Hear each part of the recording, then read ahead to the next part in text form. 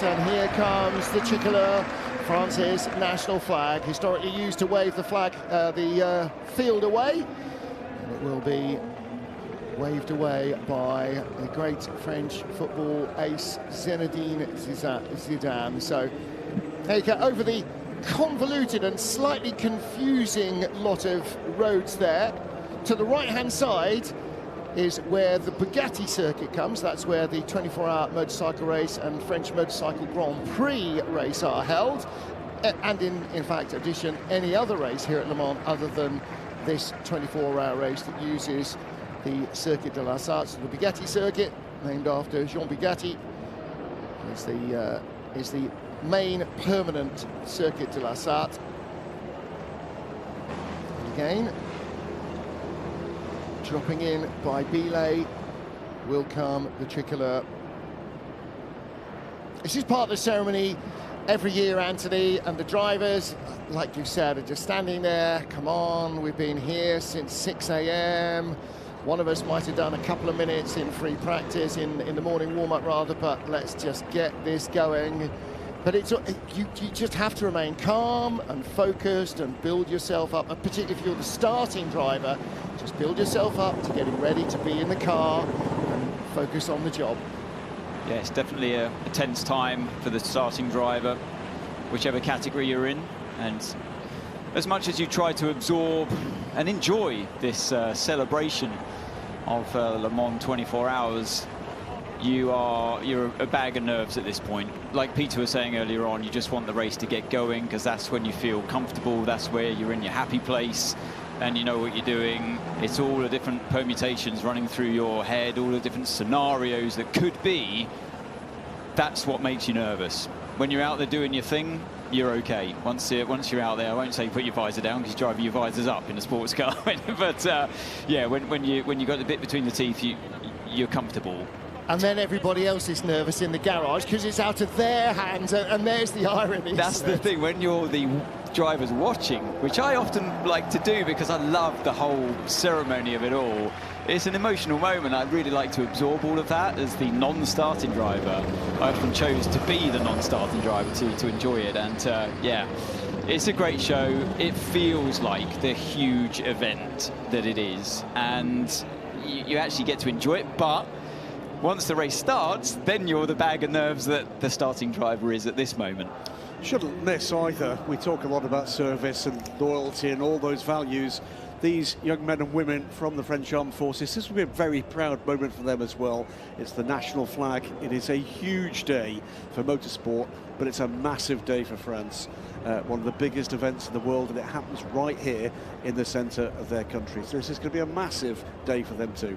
And the reason it happens here at Le Mans, which is a small provincial city a couple of hours to the southwest of France, is that it was France's second city and its biggest industrial city a century and a half ago.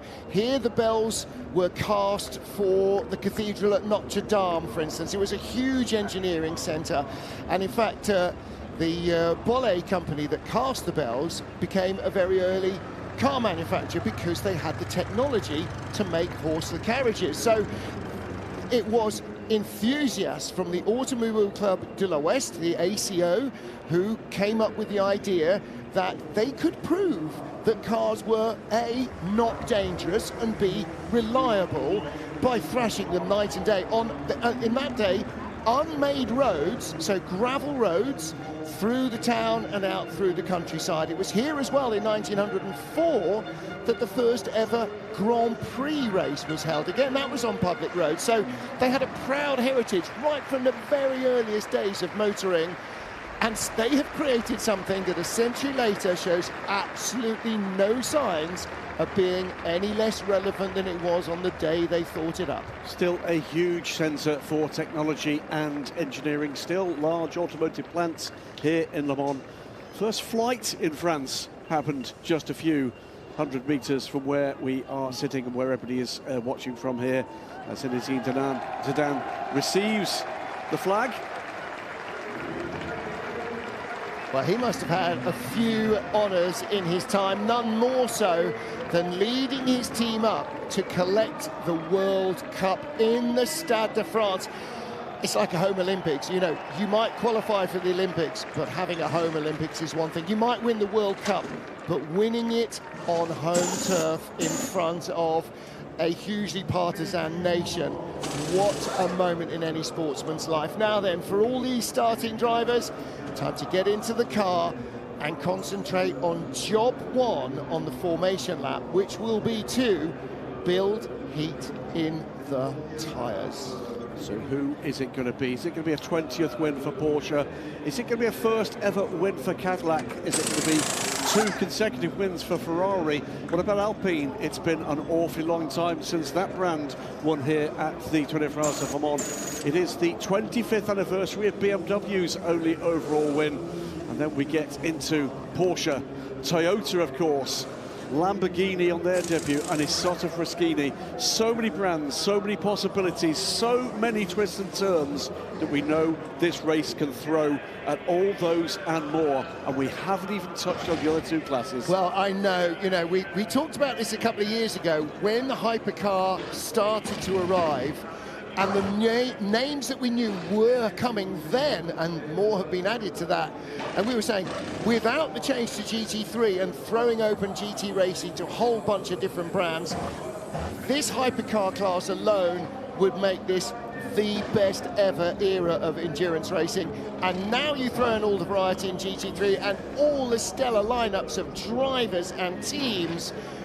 This is, without question, the greatest era of sports car racing in history, and we are here. Absolutely agree, wholeheartedly, Martin. I think, yeah, we were promised this fairy tale a couple of years ago, and it's very much turned into a reality. And yeah, all of these drivers, all these teams, all the personnel that work here, whoever you are, and the fans as well, are enjoying something, or will enjoy something today and into tomorrow that we could have only have dreamt of 5-10 years ago. Absolutely. I mean, the GT era was fabulous. Group C was fabulous. I wasn't around in the 60s to see Ford versus Ferrari. I wasn't here to see Alfa Romeo or Bentley dominate the race in the 20s and the 30s. You know, but for all the time that racing, as always, has its ups and downs in competition and in quality of the field, it's just astonishing. And maybe in the future we will see cars like this, or from this humble starting position, the H24 product. This car, based on an LMP3 chassis, runs on a hydrogen fuel cell and has electric transmission, something that man Jackie Ickx would probably never even have conceived of during his career. And maybe in a year or 2 or 5 or 10 we will see a whole host of those cars on the grid. For now though, everything is at least partly powered by an internal combustion engine, as things have been for the last century. We're working our way up the grid. We had that shot of the number 12 car. What a story there. Damaged 2 days ago.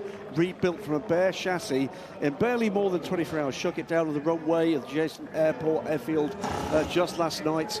The number 12 car. Well, they won the last race. Could they win this one? If they do, what a story that will be. Yep. And for people wondering, well, hang on a minute, how come it's starting 8th on the grid today if they'd only just built the car up? Because they did make it through to Hyperpole, where the top 8 got through to. So that's why they're starting 8th on the grid. They did the job with Callum Ilott driving before he crashed the car, obviously in the free practice session that followed after Hyperpole, and that's what took them out of contention for the remainder of the free practice sessions. As you say, Graham, they've scrabbled together as a team and delivered a complete build from scratch, a bare chassis, to get that thing onto the grid. Top placed French car on the grid is in 5th place, and it is the return to the top class of Alpine, the sporting brand of Renault. And ahead of them, it's the the second on the grid of the factory Ferraris, the number 50 car. Antonio Fuoco it was that took on Hyperpole. Fell just a little short this year after taking the honours in 2023. Yeah, Ferrari didn't get the best out of their tyres in Hyperpole. Just a single flying lap for the 51 car on the first stint, for a set of tyres, and 2 for the 50. But we saw Sebastian Bourdais in the number 3 Cadillac set 3 consecutive fastest laps on 3 hot laps. by the time Ferrari realised that that was possible, they had run out of time to be able to respond. However, they do start on row 2 of the grid. The car 51 starts 3rd place. This is the one that won last year, at least the number, and the 3 drivers that won last year. I assume the chassis will be in a museum in Maranello. We just saw, for those of you who are new to the World Endurance Championship and watching the Le Mans maybe for the first time, Graham, just want to explain what we saw there on the Ferrari, the number panel on the side with the 3 dots lit up, well, or one of them lit up. The 2 things, and watch for this later in the race, those number panels are photoluminescent. They will light up in the night, and they must be lit at night because they must be visible from the trackside marshals. And behind them you'll see 3 lights, 1, 2, 3. They are color-coded per class, and that will designate when the car crosses the line if it is 1st, 2nd or 3rd in its class. We are getting close, aren't we? 5 minutes till we roll away. It is 15:46 local time, Central European summertime, 13:46 GMT. Wherever you are, I hope you are settled down and have a quiet house and a beverage or 2 to hand, either to keep you awake or to help numb the pain. Our pole sitter for Roger Penske's team, Porsche Penske Motorsport. They have 3 cars here, car number 4, 5 and 6. But it was Kevin Estre who produced an absolutely astonishing lap. A lap, frankly, that had everybody gasping for breath, and Anthony Davison just looked like a couple of times he'd overstepped the mark and was going to lose it, but he somehow managed to wrestle the car around to grab a sensational pole position. He's always got that aggressive style, as Kevin Estre, fantastic to watch. Always seems to be over the edge of the limit of the car, but somehow he managed to wrestle it around on older tyres by that point, because we had a bit of a stop-start affair in qualifying. And I mean, if you're going to look at any driver to drive a car that had that kind of balance, completely on the nose, pointy when he turned in, the rear really complaining and sliding around everywhere, I thought I was watching a rally car at some point instead of a hypercar, and he had it. He was in control all the time. It looked totally out of control, but after, the best thing was, after, on the interview, he said, yeah, the car was perfect today, exactly how I like it. Exactly, for qualifying. If it's like that in the race, boy, are we going to hear about it. But they start from pole. You just saw the LMP2 pole sitter, AO by TF, and here is our LMGT3 pole sitter. This is the Inception Racing McLaren. Not one of our full season entries. Inception have been here before with Ollie Milroy and Brendan Iribe, but this is by far their best showing here at Le Mans. It's the first ever pole position in any class at the 24 Hours of Le Mans. That's the other thing I should explain. I know there are thousands of people watching the Le Mans 24 Hours for the first time and thinking, what on earth is all this about? This isn't one race. It's 3 races. It's the hypercar race, it's the LMP2 race, and it's the LMGT3 race.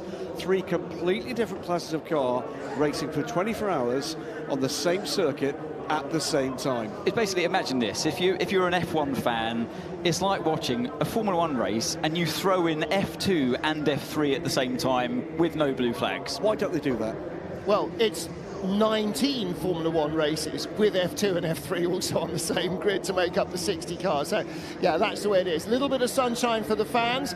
I'm sure nobody's going very far without an umbrella or a waterproof, because we've had a pretty heavy downpour just before lunchtime. The track went very, very wet very, very quickly. And in just a minute from now, we will be seeing the 1 minute board. That will be the clue to start engines before this field of 62 cars rolls away here at Le Mans. There you can see the LMP2 field and the GT field behind. It will be hypercar at the front. They haven't been separated manually. They've been separated by their speed in qualifying. Qualifying for the entire 62 cars was an hour long. The fastest 8 then went through into a hyperpole session, which was 30 minutes for them all to get their best flying laps in, and that settled the top 8 positions in each of the 3 classes. They were on track together, and it will be Zinedine Zidane to start proceedings.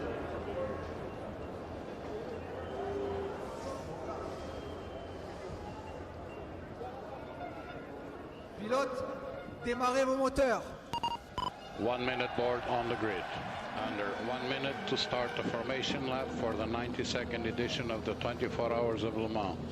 You may now start your engines. Everyone, please clear the grid immediately. Please clear the grid immediately.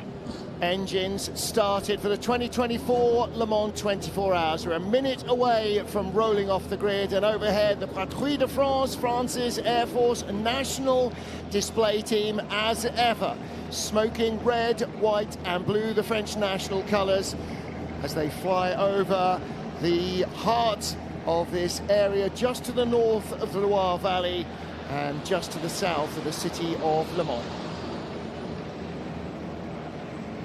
Super Étendard is the aircraft that they use. No longer? No, it's the Alpha Jet. The Alpha Jets. Okay, and we are ready to roll away. The leading car will take them around. One of a number of safety vehicles being used this weekend. Unlike any other race, we have 3 different safety cars. One always on standby in the pit lane, one on the Mulsanne straight at the exit of the first chicane, and the third one about 2/3 of the way round the lap at Arnage. We wave away our field, 23 cars in the hypercar category.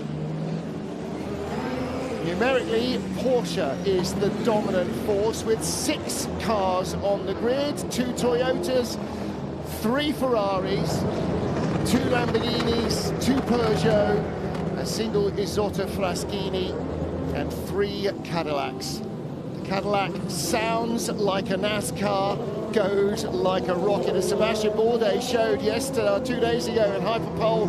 The man from Le Mans very nearly did it, very nearly claimed Cadillac's first pole position. Fascinated to see who's got the race pace in all the different conditions that Le Mans will throw at you over these next 24 hours. We've had a taster, of course, in the World Endurance Championship. 3 rounds we've had up until this point. This is very much part of the World Endurance Championship at round 4. So we've seen Ferrari, for example, have great speed all season long in WEC. Should have probably walked away with 2 race victories as it stands now, but unlucky in at least 2 of those, Imola and the last one in Spa.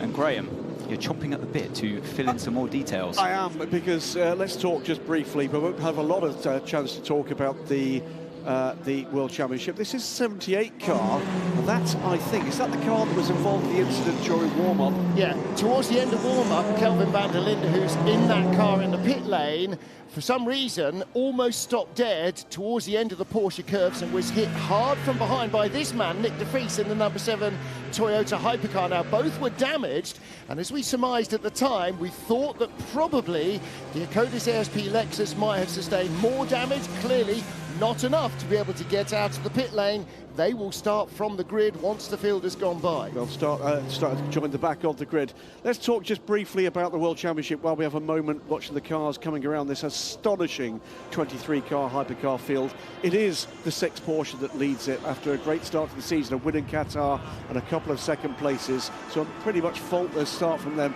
Hertz Team Jota, that 12 car, so much drama here, but they won last time out in a hugely dramatic race at Spa. They are second in the Drivers' World Championship. Then it's the number 7 car. It will be Kamui Kobayashi, Nick de Vries and Pachito Lopez here. Mike Conway, if you're listening and watching, we wish you were here, mate. You will not, I'm afraid, be aboard the car today. And if you're watching and listening this for the first time or as a long-time viewer, don't forget you can get even more detail and even more additional content on the WC app and on our YouTube channel. You can catch up with full access to the behind-the-scenes documentary that is produced after every one of the races. Lots and lots of different content to see. And you'll be able to find live timing as well on the WC app with a lot of detail, more than you'll get on your TV screen. So well worth the sign-up. Cars on the formation lap for the final time here. Finally, after 363 days of waiting, we are getting ready to race at Le Mans. Who's your favourite? Is it Porsche with their speed? Is it Ferrari coming back to have another go? Is it Cadillac? They were astonishing in qualifying. Or is it the team that has probably got more divided opinion than any other at the moment here at Le Mans, these guys. Are Toyota the favourites, or are they a dark horse? By rights, they had the speed to be in hyperpole, the top 8 in qualifying, but Brendan Hartley was in traffic constantly when all of the cars were out there in qualifying, didn't make it through, therefore, to hyperpole. Many other drivers suffered the same kind of thing, but that car here has showed the speed, especially in race trim. We've seen a little bit of glimpse of how well they can manage their tyres in terms of longevity, but arguably the qualifying performance from them wasn't as strong as their race pace, their potential race pace. So I do expect to see them making progress through the race. My tip would be this: I expect Toyota to lead in the second hour. Ooh, might be right. Can Porsche hang on to their tyres? But the thing is, we've said it before, you've said it before, it's the one time this season you've made a distinct statement that proved to be wrong, because we thought that the Porsches would burn their tyres at Spa, and they didn't. I've got a habit of making statements and being wrong, Graham. You should know that by now. Yeah. Stop stepping on my feet. I think you'll find that's my remit.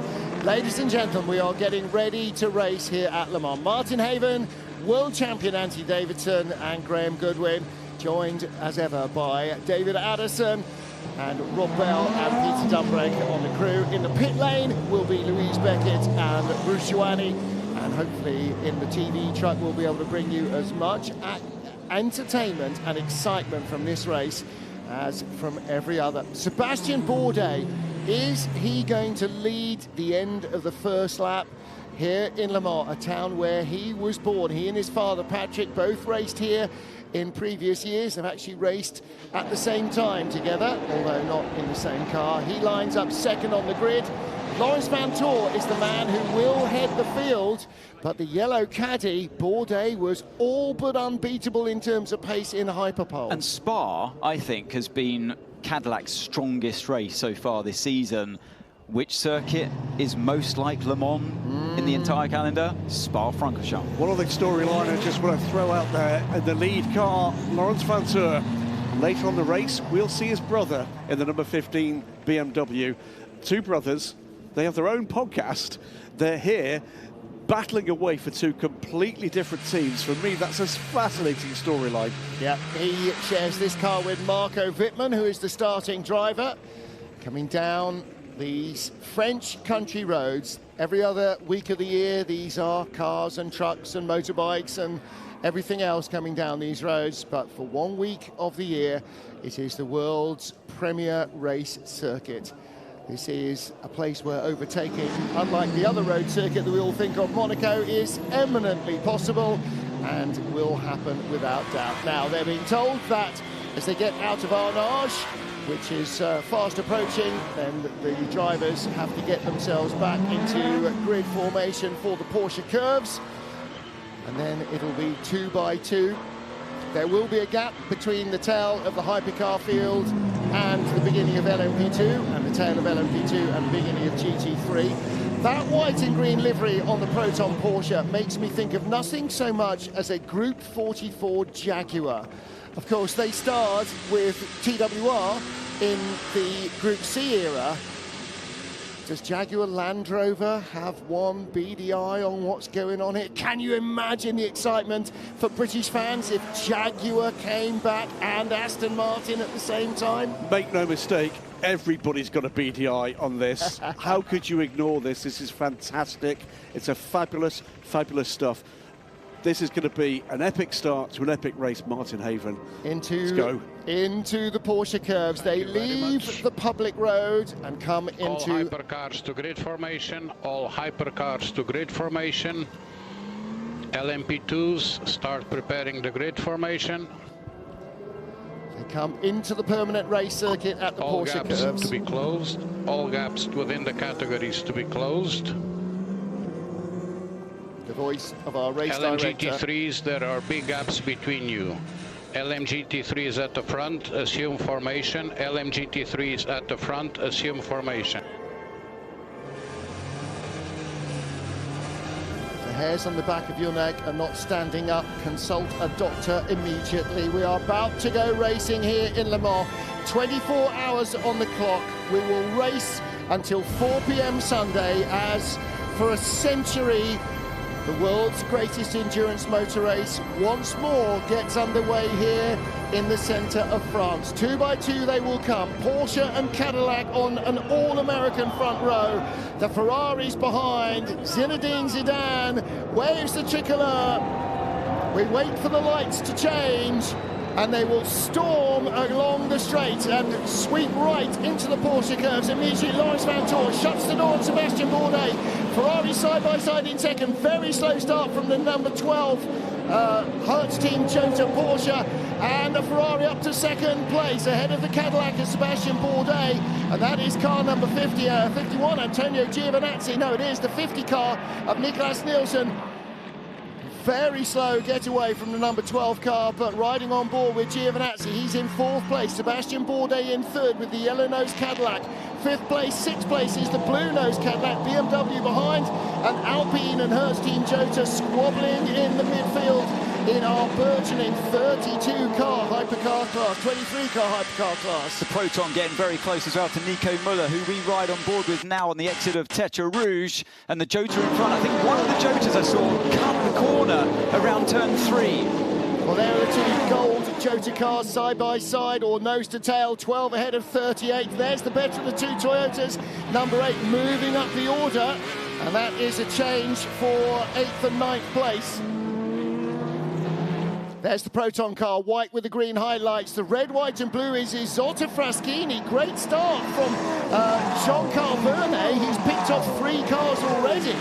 Vernet with the bit between his teeth on board with Pipo Derani, the 3rd caddy, the wheel and engineering car, and there's the number 7 Toyota.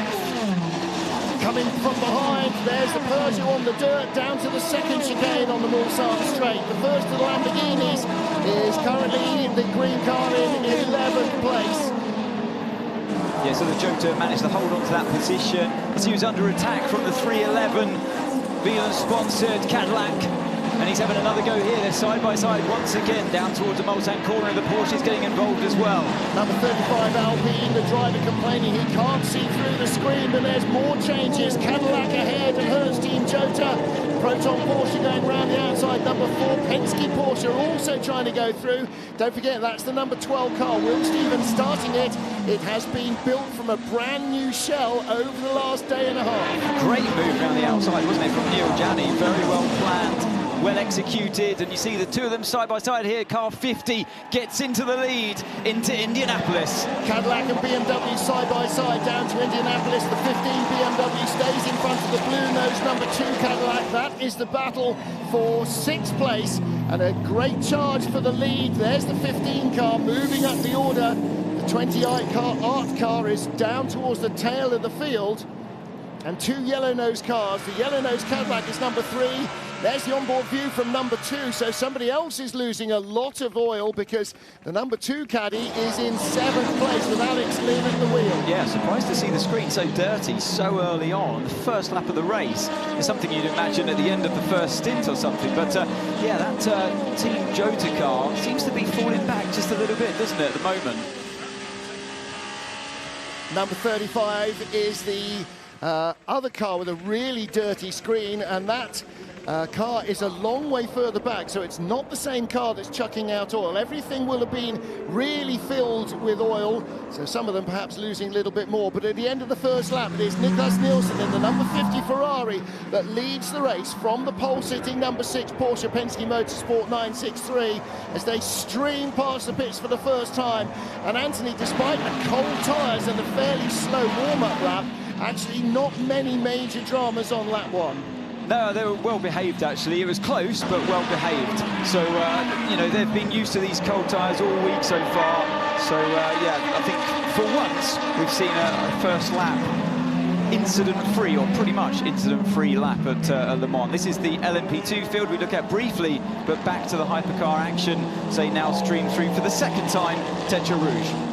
Yeah, our pole sitters in the other 2 classes, as you were, AO by TF leading LMP2, and it is the Inception McLaren leading LMGT3. There will be a penalty stop, by the way, for the 78. The join from the pit lane.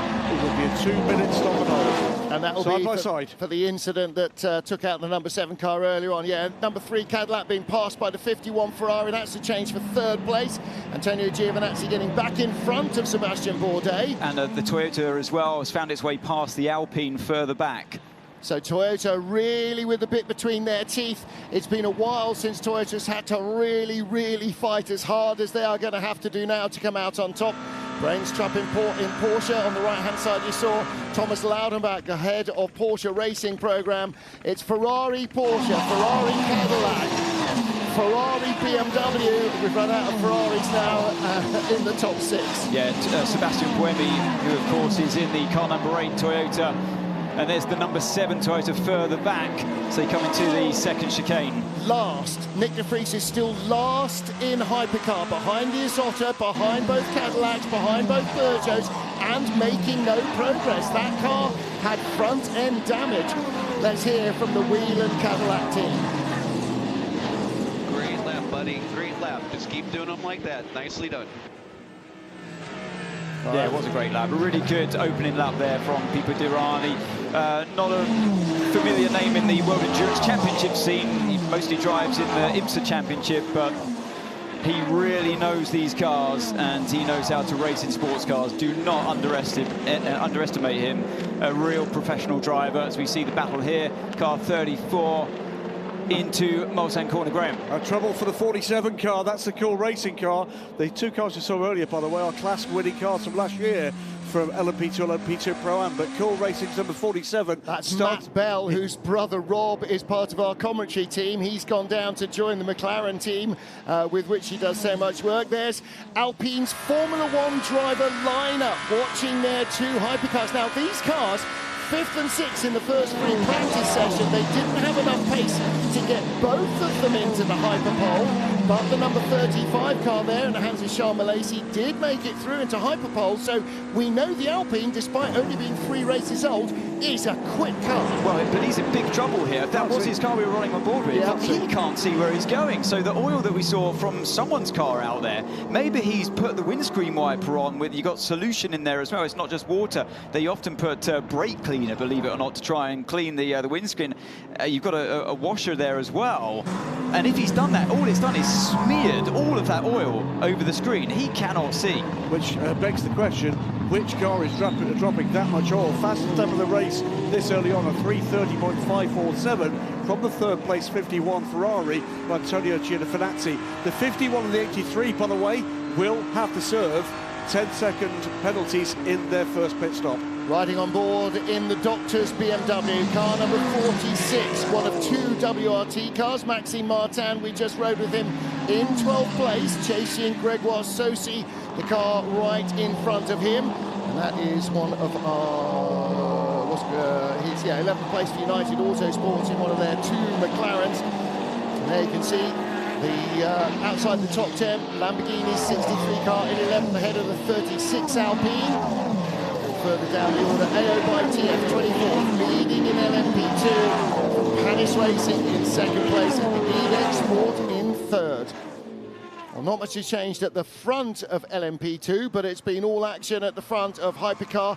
There is the pole sitter, Inception Racing's Frederick Schandorf in the car for the lead of LMGT3, and the JMW Motorsport Ferrari right behind of Larry 10 Ford and Ben Barker in Proton's 77 car up to 3rd, and another change going on here. This is Alex Lynn. Look how dirty his screen is, Anthony, in the number 2 Cadillac. Yeah, and he's following now Sebastian Buemi, who's on an absolute mission here. Buemi steadily making his way up through the pack. He's now overtaken Alex Lynn. He's already overtaken the Alpine.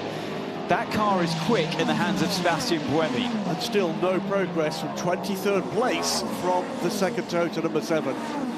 Trying to figure out what might be leaving the oil. Number 15 BMW was ahead of Alex Lynn until just now. Copy that, Alex, copy that. Currently P7.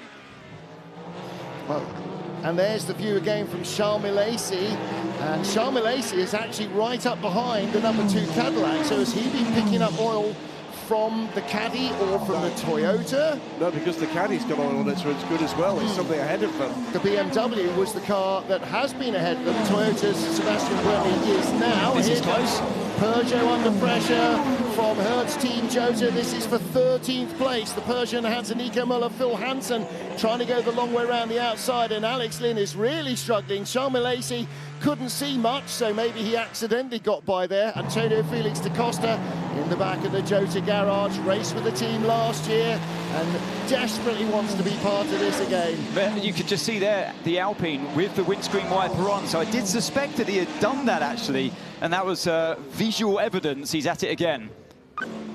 Charles, if you want to put some washer and use the wiper, it's better at low speed. It's not working even at low speed. It's making it really worse. He's going to have to put up with it, isn't he, Anthony? It's such a mistake. It is, as we watch a close battle in GTs. But just let me finish on that one. It is a mistake to use the washers, like his engineer said, at high speed. It's a solution in there, and all it does is melt the tear-offs that they put over the thin layer of plastic tear-off. It melts so it's used really for the wet weather, not for oil. Yeah, this has changed there, the 44 Mustang, the additional Mustang here at Le Mans goes by the number 46 BMW. Tussles all the way down this LMGT3 grid as well. Yeah, that car being driven by GT ace Chris Mees, who spent so much time in Audis. What a different car the Mustang must be. Feel free to increase TC gain, start to change roll bars, maybe softer rear or stiffer front. Oh, Sebastian Buemi under investigation for passing off track at Marshall's Post 3, which is the first chicane. Maybe that was the car I spotted at the start of the race. It wasn't a Jota, maybe it was Buemi. I just saw it out of shot. I haven't seen a replay yet of the start. Oh, is that the BMW going wide out of Tetra Rouge? Very wide. Yeah, might well have been. He's under pressure. This is the Proton car coming back. So, in fact, Maxime Martin had got back past that yellow Mustang. And these cars are also different. Mustang front engines, you got rear-ended, mid-engine cars, all sorts of different flat six, V8, V10s, all sorts of weird and wonderful combinations in GT3. They work better in different parts of the track. Yeah, the Mustang making its comeback to Le Mans for the first time in a quarter of a century, and it doesn't lack the ponies there, does it? Once it's on a straight line, it's just powering by. Well, look at the top speeds here, over 360 kilometres an hour, potentially as a top speed for these cars. Here's the battle for second. Ferrari 51 trying to go up into second place. Antonio Giovinazzi does it. Let's go forward with brake balance. You can go forward with brake balance, 0.5%. Now you see the 3 red lights on the side of the Ferrari now become 2 as they come through another timing beacon. It's second place. 3 red lights is 3, but Laurens Vanthoor in the tow down to Mulsanne corner.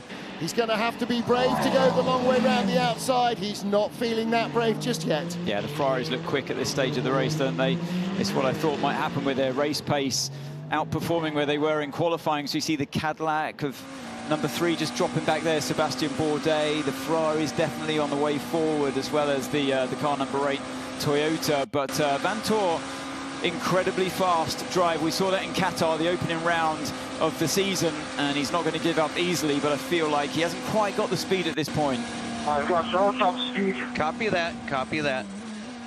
Yeah, Durrani saying he's lost top speed in the Whelen Caddy. There's Jackie Ickx in the BMW garage. Yeah, his lap times have gone out a little, but beginning to recover after dropping back sharply at the start of the race and making up time now, and making up places, is the number 12 Hertz Team Jota car, back up to 17th place.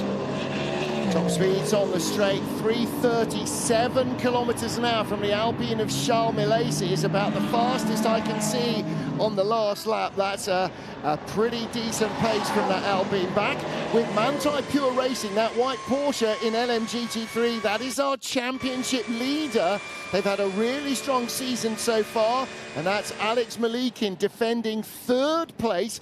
Right behind him, Alex Riberas, 27 Harter Racing, the blue Aston, then Marco Sorensen in the deep station Aston, green and black, and then the Iron Lynx car, Matteo Crissoni. Now, most of these teams are starting their bronze-rated driver, or some of them are starting their bronze-rated driver, like Pure Racing, but right behind, Alex Riberas, Marco Sorensen, Matteo Cressoni, and Danny Juncadella are all pro drivers now. This is the 47 Cool Racing LMP2 car in the pit lane. Matt Bell bailing out very early in the race. Let's hope that's not the absolute end for the 47. He did bring that car back. You also seen, by the way, the 33 LMP2 car, the DK Engineering car in the hands of Lawrence Herr. That car has been on pit lane for around a minute. My guess is that might well have been a puncture. Well, Matt Bell has only completed 2 laps and bringing the car in. There's Kevin Estre on the radio with all the Porsche Penske teammates there. 3 drivers in each of these cars. Penske have got 3 cars in their armoury, and Porsche with 6 cars to gamble with. Anthony, it makes sense if the Porsche is quick, and we think it is. Having 6 chances to win Le Mans has got to play into your hands. It definitely helps you, doesn't it? Like you say, you just got more chances. And it's the same for the Cadillac running their 3 cars. Ferrari, you know, they've got 3 cars as well. But yeah, looking behind here, the GT battle rages on. That's what we expect for the entire race. Every time you see the GTs, they're always nose to tail. As we see here, the mid-pack in the hypercar category as well. But the Ferraris at this stage really look like they have that race pace. Buemi looks like he's gone past the BMW as well. So he continues to make progress. Can anyone match the 329.6 that Nick Nilsson has laid down? Well, getting closer is Sebastian Bourdais, 4th in the train, 330.9, his fastest race lap. 330.8 for Nico Lapierre, we just saw in the 36 Alpine, but he's been towed along behind the back of this little group. There's the 15 BMW under pressure from the 35 Alpine of Charles Milesi. Milesi's having a great start to the race, despite the fact that he's basically driving squinting to try and see what's going on in front of him. You've got to ask, haven't you, just how well could he be doing if he could see where he was going? Well, maybe not being able to see where he's going is helping him as he late lunges people. Yeah, because he's got past Alex Lynn as well in the number 2 Cadillac. That's a surprise. So Milesi now seriously pressurising the number 15 BMW. Looks to go around the outside. Let's hear some from Buemi. The brakes went quite high, Yeah, they're okay. I'll let you know if they're critical. You're lapping at a similar pace to the Ferrari ahead on softs, so good job. I think the 2 fastest soft cars at the moment. Interesting. We heard Buemi complaining about high brake temperatures in the 15-minute morning warm-up and whether or not they got too much blanking over the brake ducting. So that's... Okay, it's not going to be a long-term problem because in 10 laps they'll be in the pit lane, or in 6 laps from now, so it'll last less than 40 minutes, but you don't want to be cooking your tyres. The reason for blanking off the brakes is to make sure that they stay warm. That helps keep heat in the front tyres as well. Ferrari 1-2, Porsche Penske 3rd, Caddy 4th, Ferrari 5th, Toyota 6th, and 2 Cadillacs and 2 Alpines in the top 11.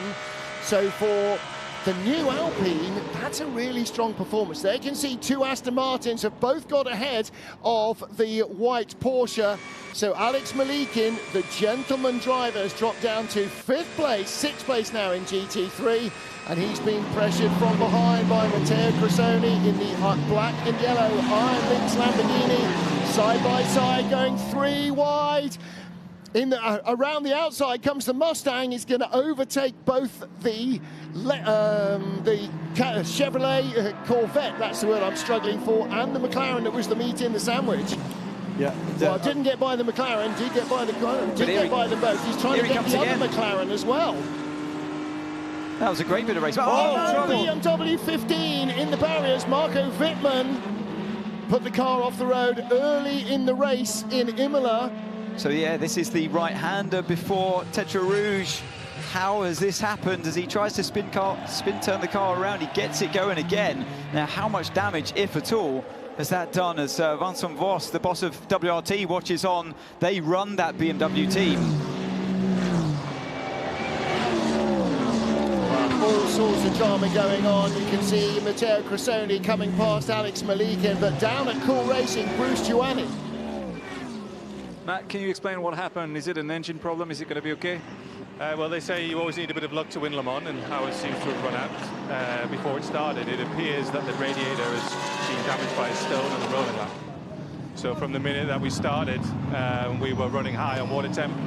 Then the guys obviously realised there's a problem and had to box, and yeah, it appears that the radiator's been punctured. So at some point in the rolling up lap, when everybody's waving, someone has unfortunately flicked, it seems likely at the moment, someone's unfortunately flicked something up into our radiator.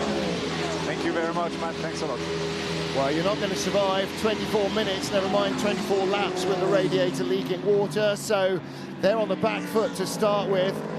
Let's hear from the number 81 TF Sport car. Yeah, so let's save some energy behind him. So a little bit of lift and coast into the chicanes. No need to attack him too hard. Save energy through push, and we jump them in the pits. Well, he's behind the dark maroon and white AF Corsa, a Spirit of Race Ferrari rather, of Johnny Larson. Further forward, Maxime Martin. You just saw him in the 46 BMW. There's Alex Malikin still under pressure. Right behind Malikin is the first of those Proton competition Mustangs. That's Dennis Olsen in the black car with the gold pony on. Proton running 2 Mustangs in the championship, 88 and 77.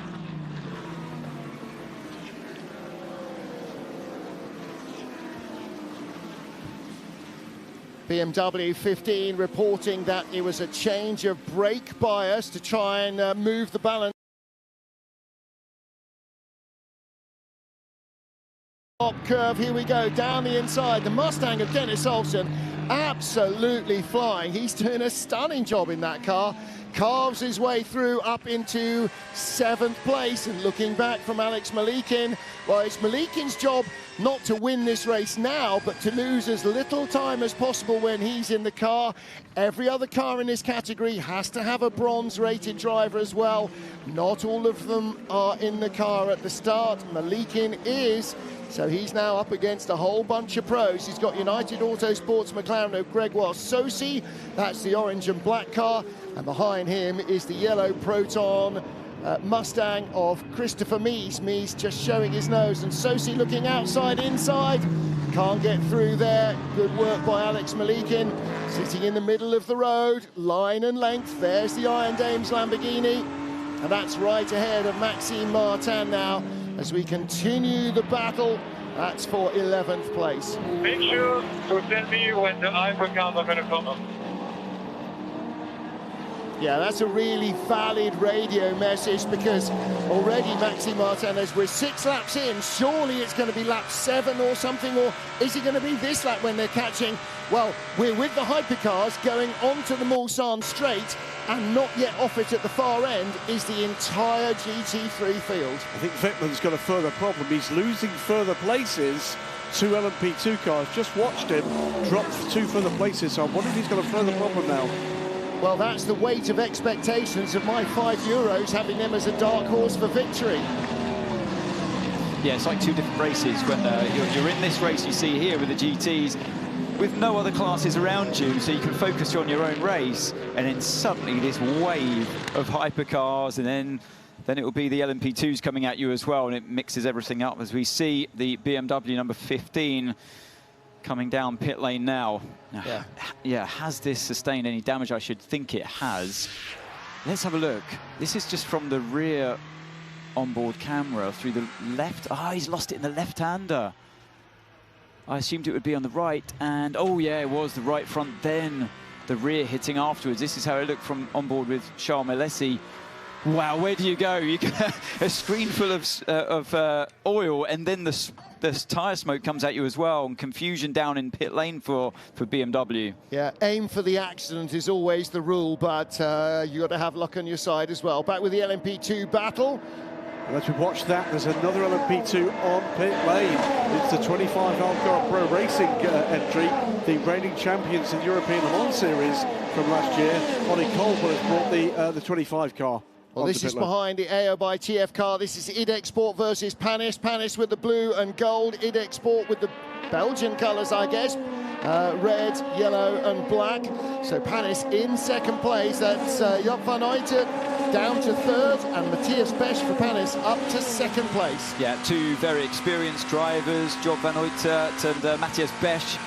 And you've got Oliver Jarvis as well behind. We were momentarily riding on board with Philippe Albuquerque, who is Jarvis's teammate at United Autosports. Yeah, that lead group at LMP2 very closely matched indeed, and some very quick drivers indeed aboard them.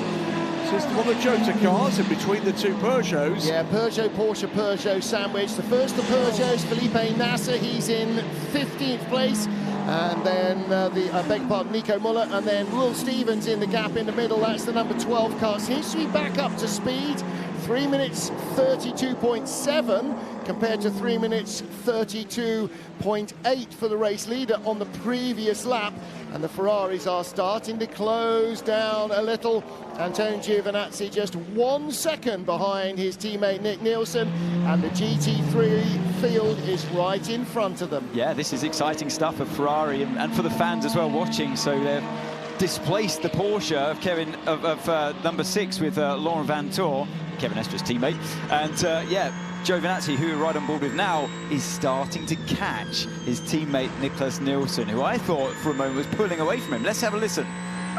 Yep, with the Porsche behind is 5 seconds. So keep managing your tire, it's really good. So both Ferraris are on they started this race on a brand new set of medium compound tyres, and Porsche number 6 as well. But car number 3, the Caddy, with Sebastian Bourdais driving it, is on a soft set of brand new tyres. So that might explain why he's finding it hard to hang on. All arms and elbows in GT3, and the Ferraris are in there as well. The gap is not 5 seconds, it's 3.5 seconds to third place Porsche. So none of these drivers can afford to lose an instant. Neither the hypercar drivers at the front of the field nor the GT3 drivers. If you slow down and wave people by, look at this, side by side, the Ferrari going through on the dirt on the inside, race leader. That's fantastic stuff from Nicholas Nielsen, taking the opportunity as the Lexus and the Lamborghini battle, and 51 is tucked up behind, can't get through. And now Laurens Vanthoor is going to be with him at this point. It's 5 cars back in the train. We've got a better run into and through. We're going to see again, I think this is the moment where we saw the Ferrari going wide onto the shoulder of the road. Yeah, and it is a very dirty, dusty, gravelly, full of rubber, muck and broken glass and everything else that you find on the side of the road. Despite the best efforts of the track sweepers, the GTs were 3 wide, and Antonio Giovinazzi just would not risk going through there. Anthony, that's going to be one of the hardest efforts. This is bone dry and clear. When it's dark and rainy, those passes become even more critical. But this is the hardest point in the race. Yeah. Forget about the conditions, the night time. This is the hardest bit for everybody, because you've been used to driving in your own group for quite some time, and suddenly it's cat amongst the pigeons moment, and they're not used to it. It settles down afterwards. Good work, buddy. Good work. You're doing good laps. It's just going to keep coming to us. Just keep pushing. We're P14 right now. Just stay close, and we'll work on our pit stops here for you. Yeah, really good advice. Real calming engineering as well. You've almost got to be a driver coach at the same time engineer, and you can tell that relationship working very well in car 311. Pipo Derani at the wheel at the moment. He's on also a soft set of brand new tyres to the start of this race. It's 20 seconds back from the lead group. The big change, by the way, through that first interaction with LMGT3 traffic was that 6-second gap from the leader to the third place car of Laurens Vanthoor. It's now down to 2.5. Just goes back up with the last knockings of traffic, just taking the edge off that progress. But there comes the number 3 in the hands of Bourdais. He's the man who's made the best progress through traffic. He's now with Vanthoor. And he did get by the Astons. I wasn't sure if he was going to lunge them, but he did. Great work by Sebastian Bourdais. So yeah, he's gone from 5 seconds behind Laurens Vanthoor to 1.5 seconds behind Vanthoor. Then 5th place is the yellow AF Corsa Ferrari. 6th position, the better of the 2 Toyotas. And then you can see the Alpine flashing its headlights as the McLaren and the Porsche get side by side. And that is Gregor Sosi finally squeezing his way back past, or squeezing his way finally past the white car of Alex Malikin. And Malikin then defending a little too hard. Now under pressure from the yellow Mustang. That's trying to get through. We're with the Cadillac of Alex Lynn, and he is currently in 9th place. As one of the Porsches is trying through the Don Lopez's to get through this gaggle of GT3s, but it's held him up a little. So listen to Alex Lynn. 3 laps to go on the stint, 3 laps to go on the stint. 11 lap stint on the first stint, because of course they had to do an entire lap of the circuit behind the safety car, plus they had to leave the pit lane and get round to the grid. So it should be a dozen laps in a full racing stint, or it should be 11 laps in a full racing stint. They'll probably start pitting after 10 here. We might even see multiple teams, some coming in after 9 laps, and the Alpine going a long way around the outside with number 2 car, and that is Nico Lapierre on Alex Lynn, and he got through.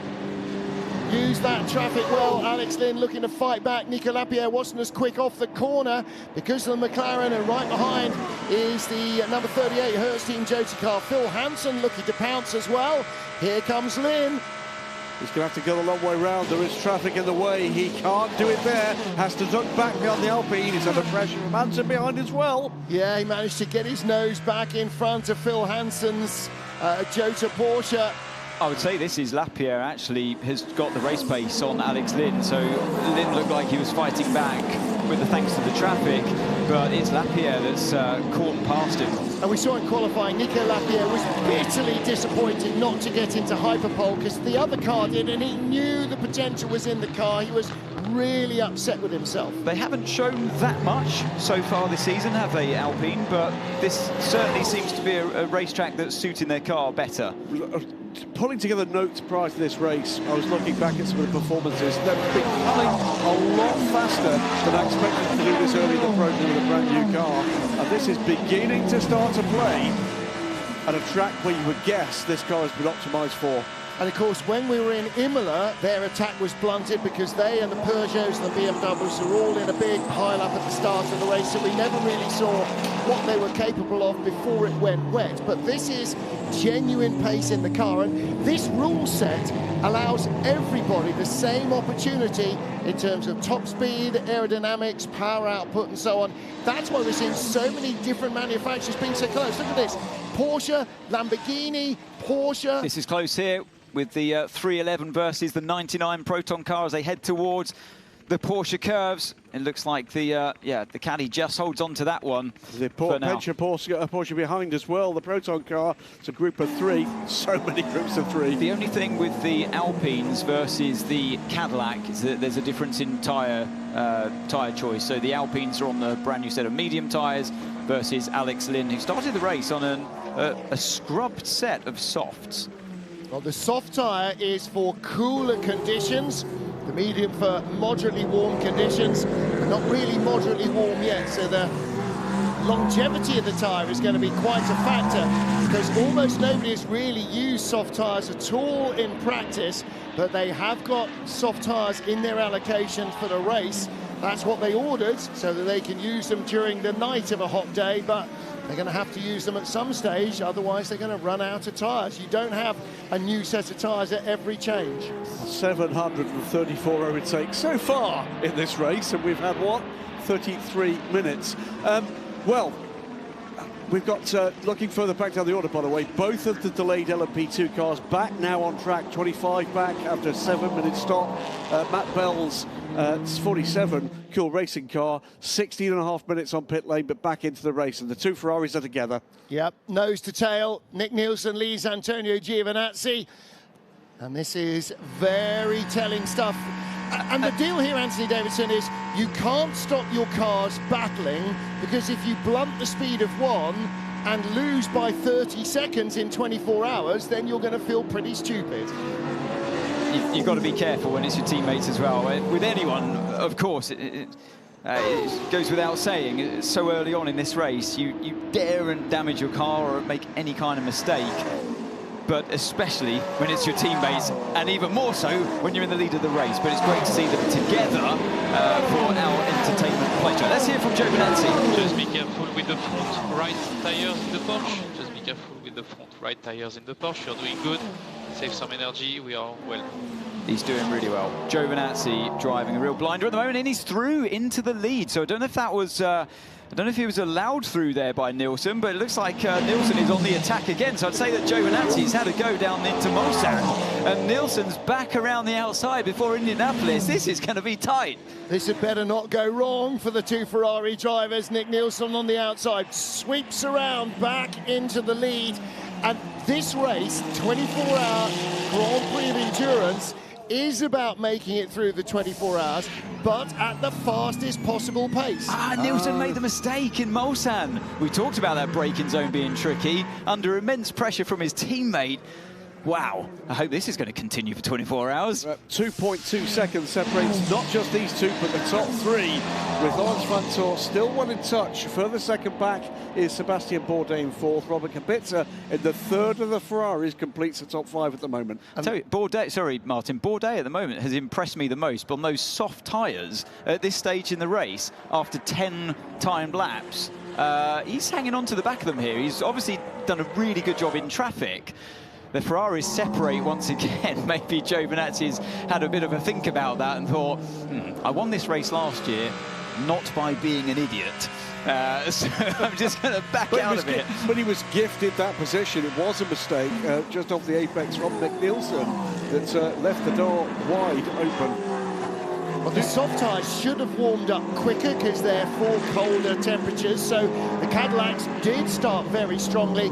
The question is, what are they going to be like at the end of stint 2, not stint 1, or stint 3? How long? We don't know. We've got really no data, and the teams are thin on data for how the soft is going to respond to long runs. So that's going to be a learning curve for everybody. One of the things while we're watching all of this is the energy graphic. Keep an eye on this one. This will tell you, give you a good idea of who needs to pit and when. This is a percentage of energy they've got remaining in their allowance. Meantime, in LMP2, all of the LMP2 cars beginning to come through their pit stop cycle. First Cadillac is in. I did say that multi-car teams may well short stop one of their cars. Cadillac are running 3. They bring one in a lap earlier than the others. That's after 10 laps. So the remainder are likely to come in at the end of lap 11, but that means it clears just a little bit of ground, a bit of real estate, because when the whole field comes in at the same time, and that's what happens when you start them all with the same amount of fuel and they go the same distance, then it gets very busy indeed. Yeah, of course, you have your own individual pit box.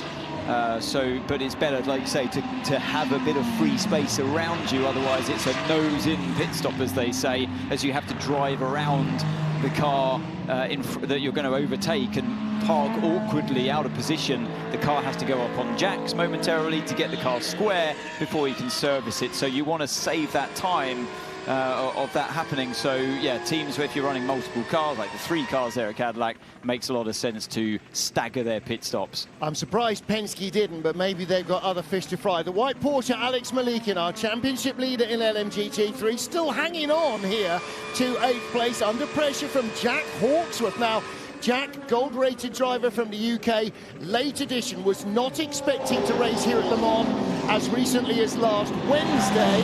On Thursday, when Mike Conway had his bike accident, then Jose Maria Lopez was moved out of that Lexus and into the number 7 Toyota Hypercar. They needed a driver. Jack Hawksworth was the man who got the call-up. And he's one of our 47 Le Mans rookies today. That's an astounding number. That's come, but not just because of LMGT3, but numerically dominant in those numbers, but a lot of rookies as well here in this hypercar class. 1, 2, 3, 4. Vanthoor is putting himself back into this race. I'm surprised and impressed, but we saw this kind of speed from him. Well, we've seen it sporadically through the championship so far, no more so than in Qatar, the opening round. Another high-speed circuit where he drove an absolutely beautiful race. Let's hear from Nielsen. When do we report? Next lap, you stay out. So coming into the hypercar pit stop cycle shortly. One more lap for these 2 cars. We've already seen the 311 Cadillac down on pit road. And a bunch of LMP2 cars are in as well. Their fuel window is just a little narrower than that for the hypercars, and the cars that will go furthest on a tank of fuel are these, the LMGT3s. We're on board with Ben Barker in the Mustang, big American V8 at the front, and of course a very different V8, a very different layout in the McLaren with the engine behind the driver's ears. Freddie Schandorf and Ben Barker. This is the battle for the lead in LMGT3. Could there be two more different sports cars around? It's a turbo V8 rear to mid-rear engined McLaren against a big front normally Aston V8 in the Mustang. Guess I'm staying in the car, yeah. Yeah, we do fuel and go, set. They can sniff the opportunity to lead this race, no doubt whatsoever about it. Ben Barker, for so many years with Gulf Racing, GR Racing, who are in this race in their Ferrari, now a Ford factory driver, and legitimately so. Look at him, he's all over the rear of the pole position setting car. And Larry Holt's Multimatic organisation running those cars in association with Proton. Of course, Larry Holt ran Ford GT programme. Is Ford looking at hypercar? Of course they're looking. Are they going to press the button anytime soon? That would be a fantastic addition to the field as well. Now we get more pit stops. Number 4, Penske. Number 2, Caddy. 36 Alpine is in. And that's the white sidewall, soft tyre. Yellow sidewall is medium. White soft wall as well on the Toyota. And the red sidewall for the Scorchio, temperatures above 25 degrees of track temperature. We're a long way from that right now, probably getting on for 10 degrees shy of where you'll use a hard. Ferrari, both due to come in this lap. 5% is not going to get you round, but the Alpine 35 is 11% enough for an extra lap. It might be. I think it is. Have we got a different strategy? A hare and a tortoise in Alpine. Both hares, though, pretty quick. Well, both a hare and a tortoise. He's managed to get the 11% and still stay in touch with this pack. It's been a cracking run from Charles Mallacy. In come the LMGT3s. Now that energy for our hypercars is internal combustion engine fuel, i.e. petrol, and the electrical charge for the hybrid, both of which need charging up when they come in. Here's the lead. That's your LMGT3 lead. The Inception McLaren and the Proton Mustang, they go out together. Looked like the Mustang had slightly more speed in the pit lane, so they've completely optimised that process there at Mustang. And when we heard from Ben Barker, who's driving that car, he couldn't have sounded more relaxed about his imminent pit stop. I would say the word languid. It's like he's in his road car instead, going to the shops. It's very impressive. Inception Racing come out in the lead of the LMGT3 race from the Proton competition number 77 car. Still Frederick Schandorf from Denmark, from the Brit Ben Barker. Larry Tenford in the JMW Motorsport Ferrari in the 66 car is third, and then Ian James in the Aston Martin fourth. Vanthoor is really pushing on there. I think you just spotted the same thing I did, Martin, through the as they come in, peel off into the pit lane now. All of them there, all of the hypercars, all on that same strategy of around 12 laps. That's what we were expecting. Yep. The two Ferraris get very close there. Close. But Vanthoor, I think you spotted me in karting, the final corner of the Porsche curves, losing the rear end momentarily there, pushing on to try and do exactly this to close the gap before pit lane entry. This is a near full field pit stop, because in comes the 83 Ferrari with the yellow nose, in comes the number 8 Toyota, 35 will follow them down the pit lane to Alpine, number 5 Penske Porsche will come in, 38 Hertz Team Jota, 99 Proton, 63 Lamborghini. All of them now need fuel. They all started with the same amount on board, and this is representing a full stint for these cars. And watch this graphic as they refill the energy quota for these cars. Will refill to 100%, and when that gets down to 0, they have to be on pit lane. They have to be on pit lane. This is an energy management formula. I don't know if they managed it that way with the number 51 and the 50, but they came in the exact order that would benefit them in the pit stop. Remember what we were talking about earlier on with cars being out of position and having to do a drive around and therefore a nose-in pit stop? all three of the Ferraris just came in there in the perfect sequence. If I was reading that graphic correctly, by the way, I think there's been a delay in getting the... There you go. Getting the... Yes, there's been a change here because there's a Porsche ahead of one of the Ferraris. Well, that's also going to look like an unsafe release, I think. Well, yeah, maybe. We'll keep an eye on that and let the stewards decide. It certainly looked like it to me. But as you were saying, Graham, watch the energy going into the cars. I noticed that the number 51 Ferrari took quite a long time for it to start. No. That was close, wasn't it? 6 Porsche has the lead out of the first round of pit stops. 50 Ferrari in second, number 3 Cadillac in third, number 8 Toyota up to 4th. 3 cars should not have had to brake to avoid that. That looked at the classic unsafe release. The car I was looking at, by the way, as we see a replay of this, is the 83 car that seemed to be, whether or not it was a graphical problem, struggling to get the energy into the car. Let's see again, this is the first 2-3 corners. Yeah, down in or up into the Dunlop chicane for the very first time. Porsche and Cadillac, the yellow nose number 3 on the front row, but Ferrari pouncing immediately. Riding on board with the 51 car. There's 50 going around the outside, up into second place. There's the 50 car looking back from the Porsche. And it was one of the Jotas that went off on the inside of the first chicane. The Cadillac team couldn't quite believe that. This is the challenge for the lead. And this was all in the first hour of the race. We're 44 minutes in. 50 Ferrari going past the pole-sitting Porsche Penske 963.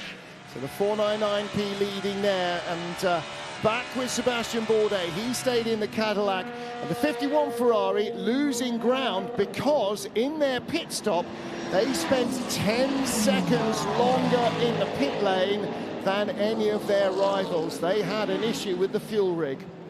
Losing so much oil. Copy that, copy that. We will report it.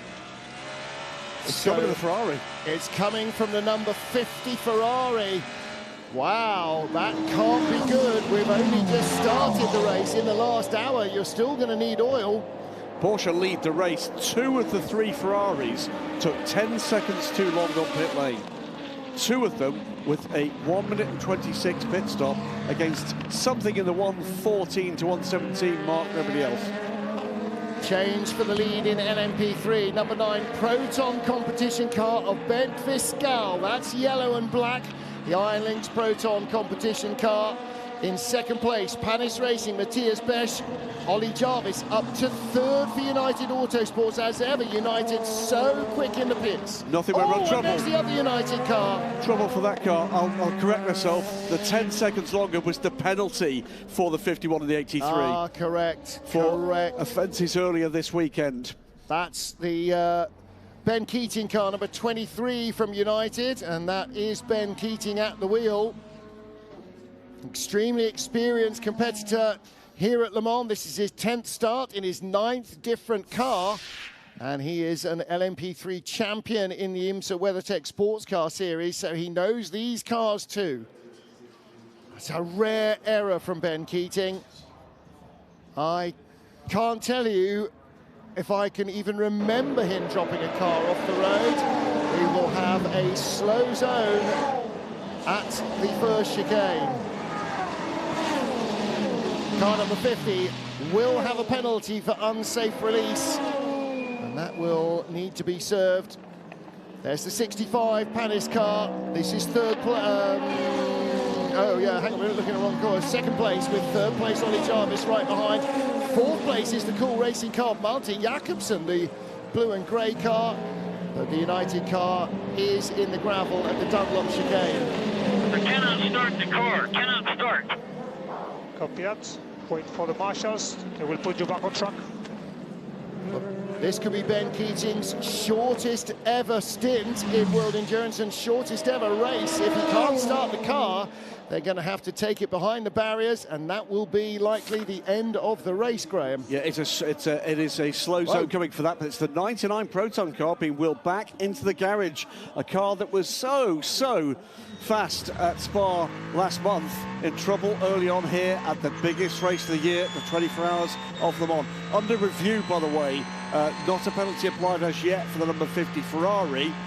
Looked pretty clear to me, I have to tell you. Let's watch this again. There's the two cars holding position because that car had to check up to avoid contact. Yeah, Yes. if there was contact, it would have been the Ferrari at fault there, wouldn't it? So nothing that that Cadillac did wrong, nothing that Sebastian Bourdais did wrong. Actually, he did the right thing and braked a lot to get out of it. And steered away. Yeah.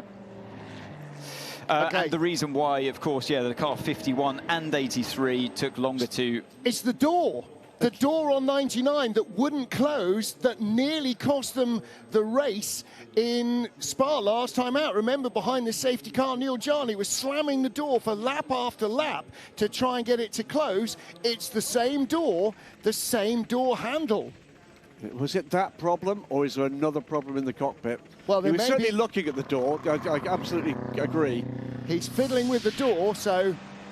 This is what happened to this is Ben Keating as he turns into turn 1 and then braking on the way into turn 2. Yeah, we've seen a lot of this, haven't we? Drivers losing the rear end as they turn into turn 2. This happened a little bit later on in the corner, and he will. It's a rare mistake for Ben Keating, and he's going to kick himself for that one. But the key thing now is, can he restart the car? We heard him on the radio. I can't start the car. Is that car going to get away? Moment of truth. They're telling him to go, and he does. Yes, he has. All right, and he'll try and stay off the racing line, shaking the car to try and dislodge the gravel before he goes back on track. Well, sigh of relief for United Autosports 23 crew. I've just finished what I was going to say about the car 51 and car 83. You mentioned it, Graham. They had a 10-second penalty before they could fill the car. Correct. That's why it was slow going in. That's why it was slow going in, and that was infringement for a pit stop infringement during free practice. Where they cleaned the windscreen, I believe, on car 51 at least, at the wrong time. Just saw Christian Reed stomping out the back of the Proton garage. That did not have good body language vibes.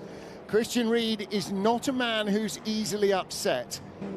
I wonder what the story is down at Proton competition with that Porsche hypercar. BMW already on the back foot, the number 15 car off from Marco Wittmann. He's only just left the pit lane. The Proton's Neil Jarney is in as they come into the first slow zone of the race. So slow zone we can see in operation here. It's one of a number of interventions that are available to race director. Let's have a listen here to Eduardo Freitas. 7, 6, 5, 4, 3, 2, 1. Slow zone 1 is removed. Slow zone 1 is removed. Lars, immediately back up to speed. This is a mechanism that allows race control to intervene if there's a localized incident, not bringing the whole track under full course yellow, not deploying the safety car, but just giving the intervention staff room to work. Exactly, so the slow zone is there because it's such a big circuit. You can get away with running a slow zone instead of a full course yellow, so you can get on with racing. If it's a lengthy stoppage at one corner or recovery at one corner, you just neutralize. You effectively have a full course yellow just for that one corner, or they can put multiple sectors together as well, as you often see. Absolutely. If you're in a slow zone, and just as it happened then, it gets lifted by race director and goes green, you go when you see the green flags. You don't have to wait until you get to the end of the sector before you accelerate. We'll be talking a little bit about new fans. The World Endurance Championship is here, the 24 Hours of Le Mans. You are all welcome in your thousands trackside and online and watching this broadcast. One thing to explain to regular fans of the World Endurance Championship is we don't have virtual safety car here. We have slow zones, we have full course yellow, and we have a different safety car procedure, which we'll explain if and when we get there. On board now with Sebastian Bourdais. He's hammering along in third place. Porsche, Penske Motorsport number 6, Laurens Vanthoor, under pressure from Nicholas Nielsen in the previously race-leading number 50 car from Ferrari, then Seb Bourdais in the first of the caddies. And behind Sebastian Bourdais, closing in from behind, is another Sebastian Buemi. Meanwhile, here's the battle for the lead. Nicholas Nielsen steams by Laurens Vanthoor. That's not a performance advantage, that's getting the run out of the second chicane. And right behind them is the Cadillac. Sebastian Bourdais, the yellow nose, is right underneath the splitter almost as they come out of Mulsanne corner, back through the LMGT3 field for the second time. Yeah, Bourdais would have benefited there because he could attack that corner on the racing line as the other two were overtaking and working their way around the GT car. And behind we can see Sebastian Buemi. We're going to have the two Sebs nose to tail anytime soon. Who was saying Toyota might lead at the end of the first hour? They're 6 minutes away from having that opportunity. I'm not sure Buemi's going to get all three cars. Look, right behind him is the 51 Ferrari as well. Then the Alpine in 6th place is Charles Milesi, but they're now stumbling over an LMP3 car, and 99's back out and on the way. Yeah, Bourdais got a much, much better run out of the Arnage there. Couldn't capitalise upon it, though. Looking down, you can see the Ferrari, red and yellow, red and white is the Porsche. Sorry, Martin, this will be interesting. They're catching a GT car into the Porsche curves, and they're going to have to slam on the brakes and do GT speed momentarily. Oh, that was too close for comfort on the inside there of the second left-hander. One line for a GT car through the Porsche curves, undoubtedly the case. It's bottled up the top three. And that's allowed Sébastien Buemi to be staring at the back end of Sébastien Bourdais' Cadillac as they approach the Ford chicane. Yeah, that's for third. The Ferrari and the Porsche battling for the lead on board with Buemi in 4th place. That's the top three right in front, almost 1 hour into the 24 hours at Le Mans. And already we have 4 different brands in the top 4. Alpine in 6th place, making it 5 in the top 6. Fantastic stuff. Well, the hypercar era, after, well, somewhat felt overhyped for about a year, and none, it's just exploded. Well, everything has to start with baby steps, and the hypercar did, with only a couple of new machines, with Toyota the only team that had previous experience of a championship. Big moment for Laurens Vanthoor. He lost the rear end of the number 6 car there. Is that going to give Sébastien Bourdais a run?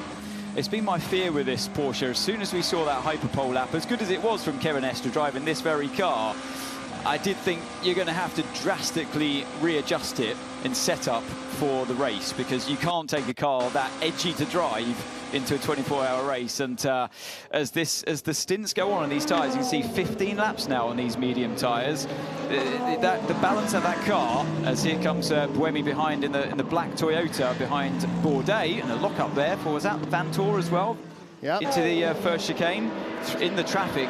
Goes around the outside. That might give Bourdais a bit of a run here, actually. Well, Buemi also is on a soft tyre, so how's that going to play out in this longer run in the second stint?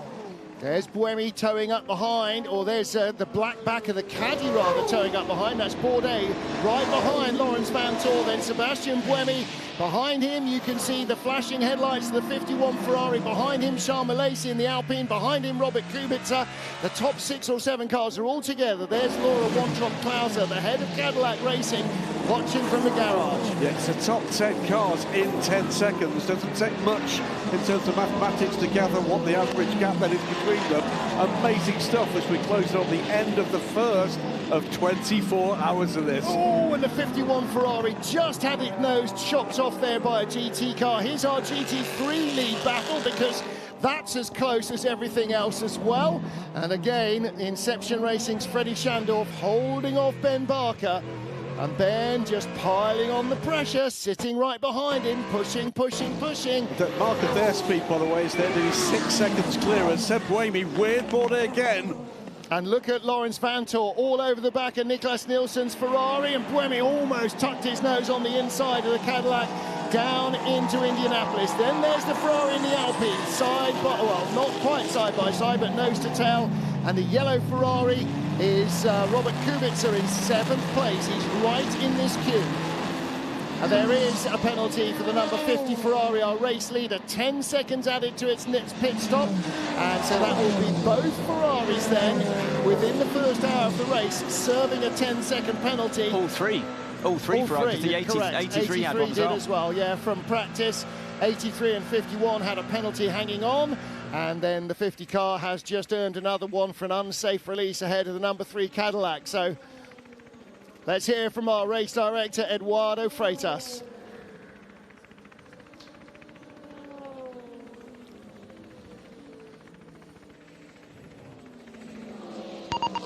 Information to the pit lane, information to pit lane. Car 50-50 has 10 seconds added to the next pit stop for an unsafe release. Car 50-50 has 10 seconds added to the next pit stop for an unsafe release. It's always the tricky one, isn't it? When you're when you're the leader, you come in and the others are behind you so close, you always run the risk of having an unsafe release.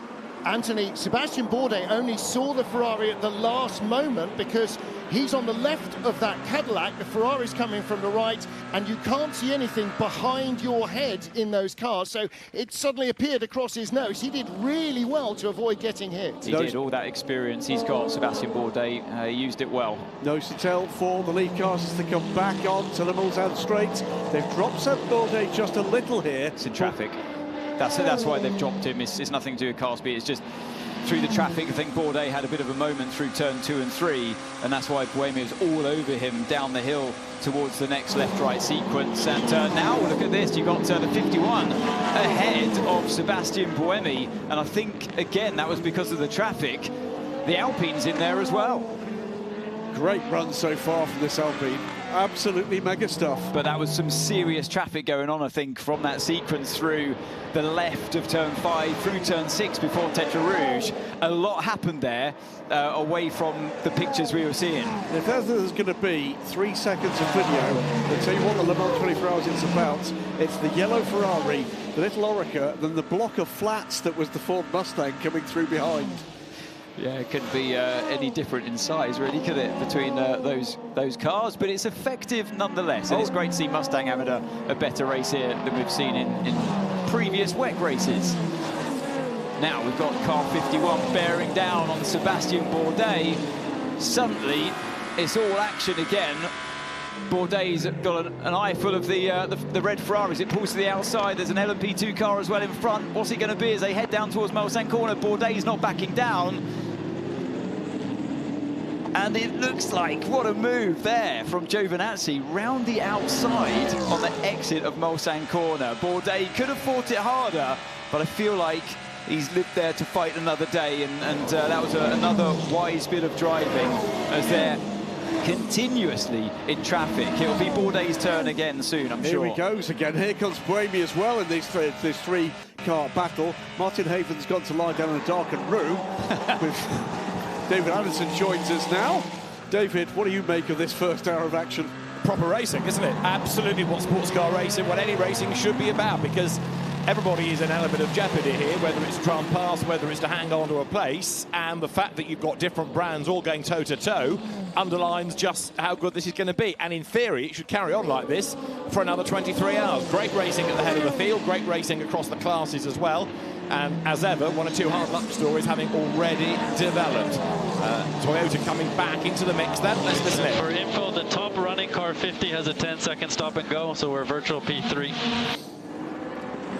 Well, you are at the moment. Whether you will be P3 virtually by the time we get to the pit stops rather depends on the cars behind, because Charles Milesi in the Alpine is getting closer and closer, and there's all this traffic to dodge around as well. Get past the Mustang through the Porsche curves.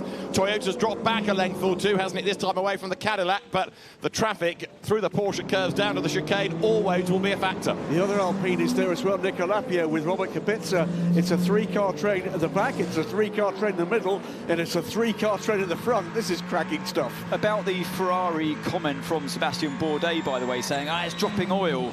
Well, we often do see when you top up the oil to a high level at the start of the race, it's quite common in the hypercar category to see a bit of excess oil getting lost, but it won't continue to happen through the entire race.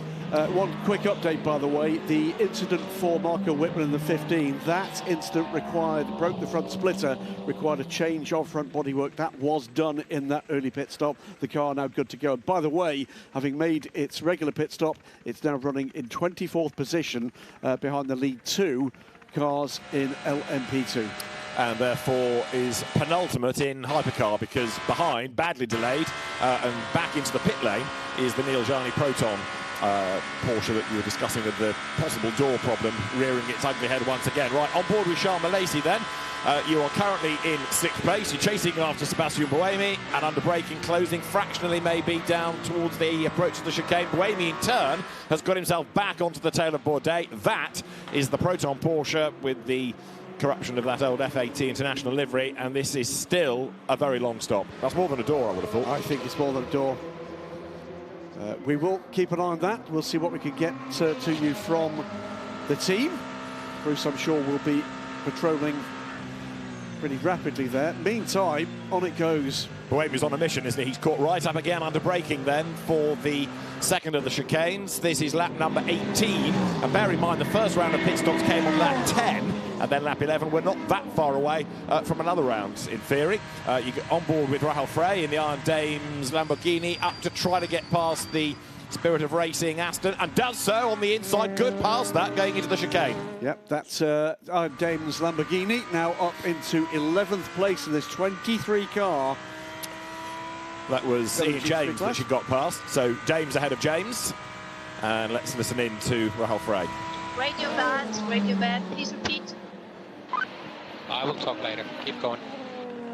Yeah, you often get a bit of a radio dead zone around the back of the circuit, around Mulsanne corner. So if the engineer tries to speak to you there, it's very intermittent. So that's the race engineer. So I'll speak to you at another point on the circuit, hopefully when you're not too busy. Yeah. Please leave a message. Yeah, so calm there, Rahul Frey. 170 miles an hour. Now, the battle going on in LMP2, being headed at the moment by Ben Viscal, but then behind there's a whole queue of cars. Matthias Besch second, Oliver Jarvis third in LMP2, Malte Jakobsen is fourth, Job van Aert fifth. And of course, with everyone having the same base car and engine, it is down to driverability, it's down to the teams and how good they can get the performance out of this, and not to make mistakes.